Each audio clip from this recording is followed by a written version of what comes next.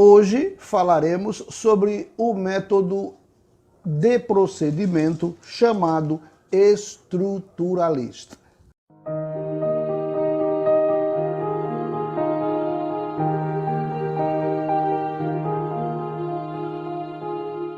O método estruturalista tem um vínculo marcante com a linguística. Ferdinand de Saussure, o pai da linguística moderna, é considerado aquele que deu início ao uso do método estruturalista, não significando necessariamente que ele o tenha criado. Uma das características marcantes do método estruturalista é ensinar que o texto é independente do seu contexto histórico. Isso significa dizer que a literatura não tem por objetivo atender a interesses culturais. É muito importante observar o que Norman Gottwald diz no seu livro. Diz ele o seguinte: o texto, como ele se apresenta, pode constituir o objeto próprio de estudo, pois o texto oferece significado total, autônomo, literário, que não necessita depender de análise das fontes, de comentário histórico ou de interpretações religiosas normativas. É uma apresentação, sem dúvida alguma, interessante sobre o método estruturalista, porque nos dá a impressão de que não há amarras circunstanciais, amarras contextuais ao texto literário. Esta abordagem me dá espaço para fazer uma analogia entre a criação de um texto e a criação de um filho ou a geração de um filho. Na verdade, o que se compreende das explicações estruturalistas parece que nós temos no texto um filho que nós geramos e depois chegará o momento em que nós não teremos mais controle sobre este texto. Na verdade, o nosso controle acontece, se é que há um controle, e que parece-me não seria absoluto, dado as nossas circunstâncias de inconsciência, as nossas circunstâncias de subconsciências, e aqui é uma abordagem meio psicanalítica da questão de formação de um texto. Nós não estamos, evidentemente, em estado de consciência absoluta no momento em que nós escrevemos um texto literário. E no momento desta criação do texto, na verdade, o que acontece é o mesmo que acontece na geração de um filho. Enquanto ele está no ventre materno, há um relativo controle sobre a existência daquele ser. O texto, ora, terminado na sua escrita e disseminado para conhecimento das pessoas, deixa de ter o nosso controle sobre o que acontecerá na relação entre o texto e aqueles que o leem. A mesma coisa que acontece quando nós temos um filho e quando ele chega à maioridade, ganha o mundo, toma conta de si próprio e nós não temos mais controle sobre a relação que ele terá, se é que antes o tínhamos. Não teremos mais controle sobre a relação que ele terá com o mundo que extrapola o nosso lar. O texto, da perspectiva estruturalista, passa por esse tipo de realidade. Uma vez escrito e uma vez disseminado, uma vez entrando em contato com as pessoas que o leem, nós, que somos autores, perdemos completamente o controle sobre o texto. E a possibilidade de interpretações as mais variadas sobre o texto acontecerá. Isso me lembra muito o que aconteceu no período do movimento protestante.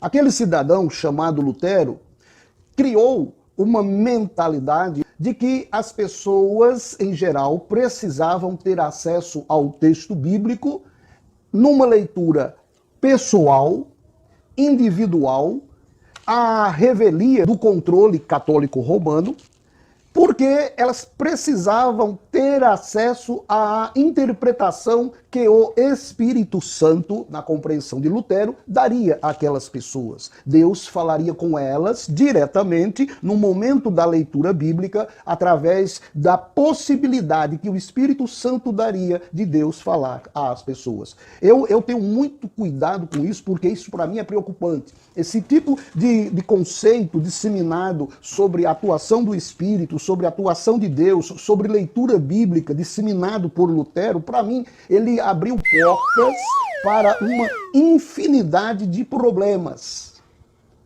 E observemos que há como um link, uma ligação entre este pensamento de Lutero e este pensamento estruturalista. Uma vez o texto entrando em contato com os seus leitores e tendo uma mensagem própria, tendo uma mensagem toda sua, independente de contexto histórico, ou seja, você ficará livre para ler, para fazer sua interpretação, mesmo que você não tenha conhecimento do contexto histórico, do contexto religioso, do contexto geográfico, do contexto político, etc., a respeito do texto. É preocupante. Você poderá fazer conclusões a respeito do texto que conflitarão, sem dúvida alguma, com as conclusões de outros leitores, não havendo normas externas ao texto para controlar a sua leitura. E todos estarão livres para a sua interpretação e, consequentemente, a disseminação de ideias as mais diversas e variadas sobre temas que são tratados no determinado texto. Dito isto, eu estou a falar sobre o método estruturalista, dando a impressão, evidentemente, de que ele se basearia ou finalizaria apenas nisso. Mas não.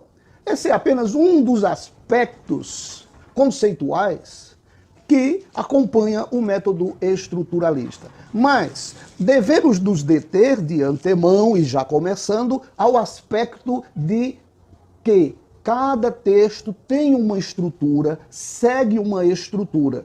E essa estrutura precisa ser captada pelo leitor. A pergunta é, e os leitores desavisados? Aqueles que apenas sabem pronunciar as palavras, mas não têm orientação estruturalista para alcançar a estrutura do texto e, em face disso, fazerem conclusões. O que acontecerá com estes leitores? Bom, fica a pergunta e os linguistas, afeitos ao método estruturalista, poderão nos responder se assim se permitirem. No livro Métodos de Exegese, uma introdução ao Novo Testamento, Wegener diz-nos algo interessante sobre o método estruturalista. O texto, como estrutura e organização, produz sentido para além da intenção do seu autor. Isso nos reporta ao que nós falamos sobre a gestação de um filho.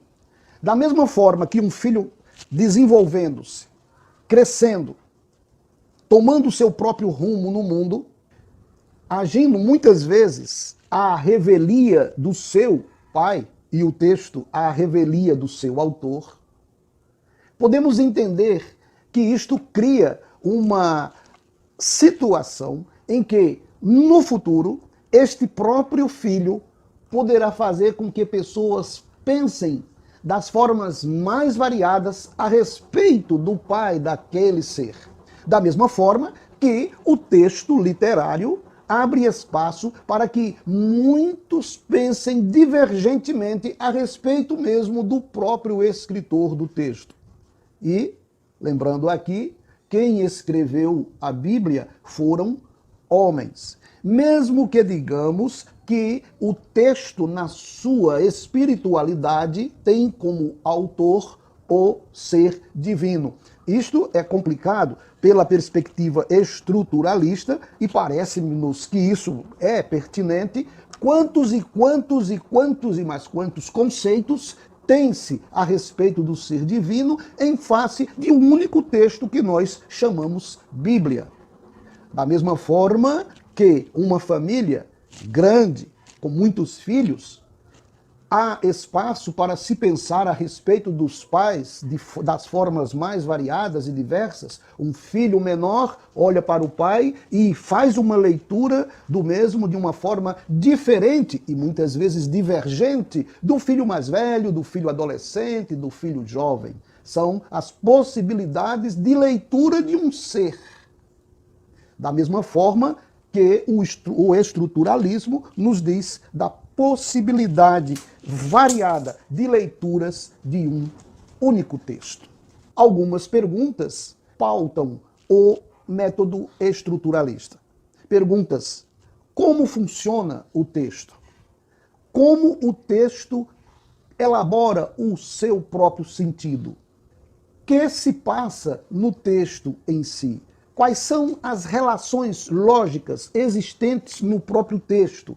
Aspectos de positividade e aspectos de negatividade. Na verdade, é toda uma busca de um sentido linguístico literário que está por trás do método estruturalista. Gênesis, no capítulo 3, que é o exemplo que eu uso para dar informações sobre como se procede com o método estruturalista. A estrutura de oposições faz-se real. Que oposições? Serpente de um lado, senhor do outro. O senhor do outro.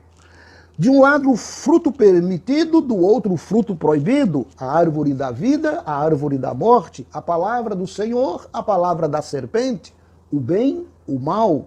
A narrativa, na verdade, possui dois tempos. Existe um tempo de diálogo com a serpente, existe um tempo de diálogo com o Senhor. Antes, a inocência, depois, a culpa. Antes, a cumplicidade do casal, depois, a falta de cumplicidade. No texto, é toda uma cadeia de oposições que tem como eixo o bem e o mal. São as oposições principais, ou seja, é um ambiente de luta, uma dicotomia literária existencial até que se apresenta no texto de Gênesis. Existe ainda uma possibilidade de analisarmos o texto de Gênesis dentro desta perspectiva do método estruturalista a título de aplicação após a análise do texto.